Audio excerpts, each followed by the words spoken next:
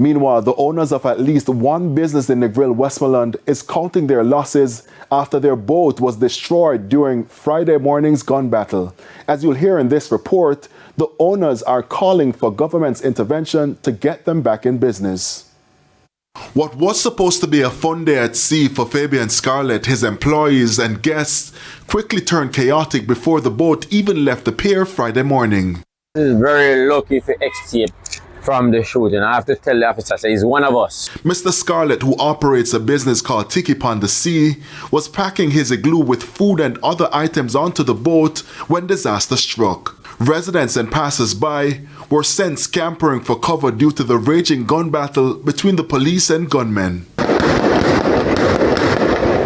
When the shooting ended, 4 gunmen were killed and another rushed to hospital.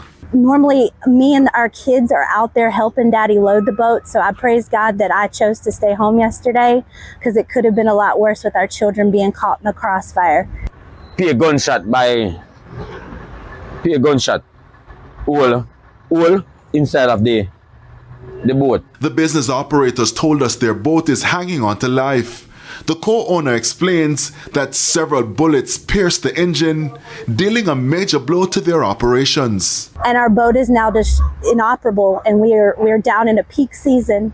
Dream Weekend's coming up, and we're having to cancel our bookings. We lost $1,000 yesterday. We lost $900 today, and every day that we're down, this is what we're facing now. With the future of their business now hanging by the balance, the operators of Tiki Upon the Sea are calling for the government to intervene. I'm hoping, I'm praying, because, they should do the right thing. We were innocent in this. We were literally at the wrong place at the wrong time. If we would have just left out 15 minutes sooner, none of this would have affected us.